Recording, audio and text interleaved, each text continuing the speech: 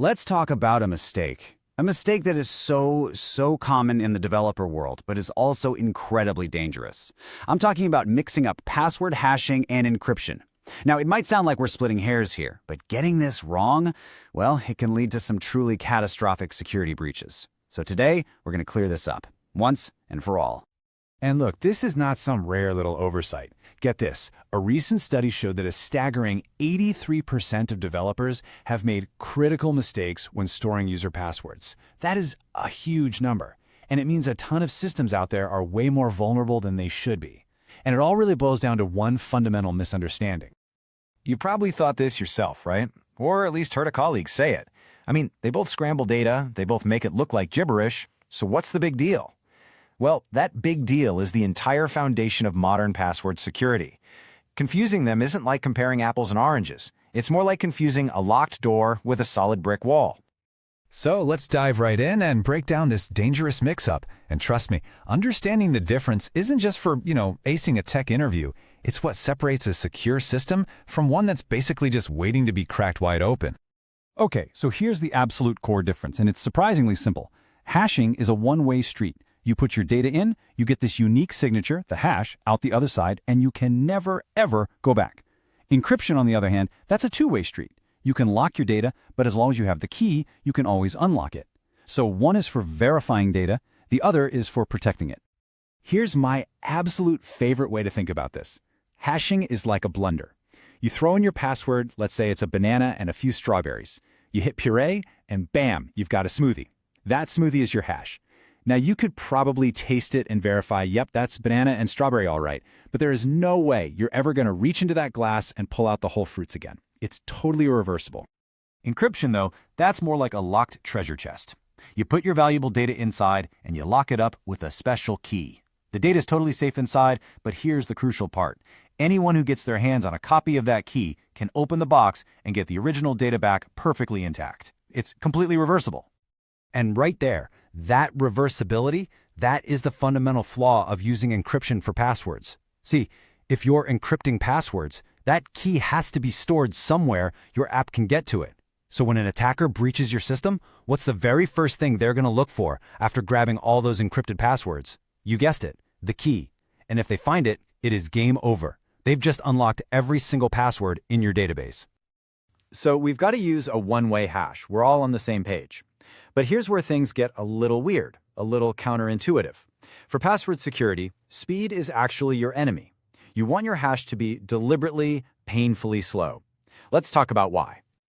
You see, attackers don't sit there guessing passwords one by one. That's for the movies. They use this really clever tool called a rainbow table. Think of it like a giant pre-computed cheat sheet. It maps millions, even billions, of common passwords to their hashes.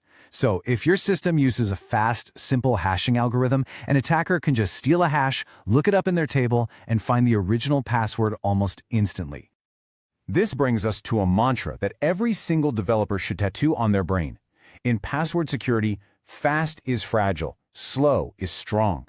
Our whole goal here is to make an attacker's job as difficult, as expensive, and as time-consuming as humanly possible. And the best way to do that is to deliberately slow everything down. The solution to this is a technique called key stretching. So instead of running the hashing algorithm just once, you run it over and over and over again. We're talking hundreds of thousands of times. For a normal user logging in, this adds a tiny delay they'll never even notice. But for an attacker trying to crack billions of passwords, it turns a job that might have taken a few hours into one that could take centuries. It makes the whole attack just not worth the effort. All right, so we've made our hash nice and slow. Now it's time to get cooking and add a couple more ingredients to our security recipe to make it even stronger. And yes, in the wild world of cryptography, we're actually going to add some salt and pepper. So what on earth is salt? Well, it's just a unique, random string of text that we add to each user's password before we hash it. Now look at the difference this makes. On the left, without salt, two users with the exact same password get the exact same hash. That's a huge clue for an attacker. But on the right, with a unique salt for each user, their final hashes are completely different. This one simple trick makes those giant rainbow tables totally useless. Problem solved. And what about pepper? It's a little different. While salt is unique for every single user and is stored right there with their hash, Pepper is a single, system-wide secret value. And crucially, it's stored somewhere else entirely, completely separate from the database. It's like one last secret ingredient.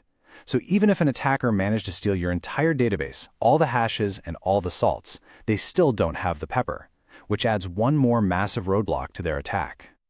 Okay, so we know we need a slow, salted, and maybe even a peppered hash. But which hashing algorithm should we actually be using? Let's take a look at choosing the right tool for the job. There are really three main players you need to know about.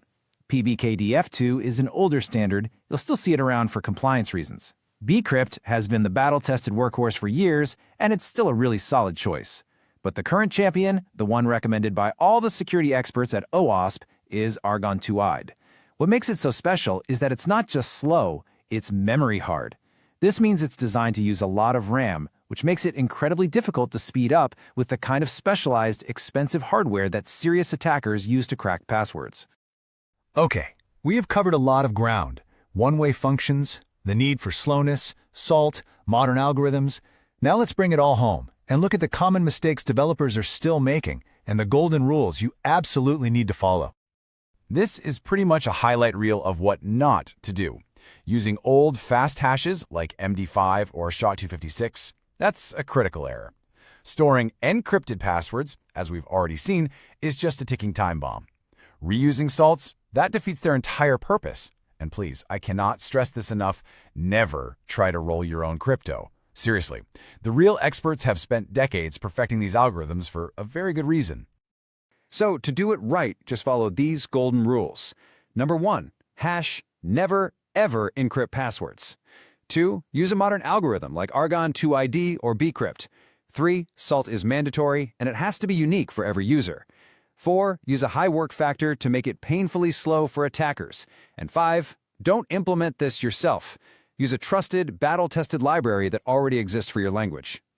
And you know, here's the best part for most of us. You don't have to be a world-class cryptography expert to get this right.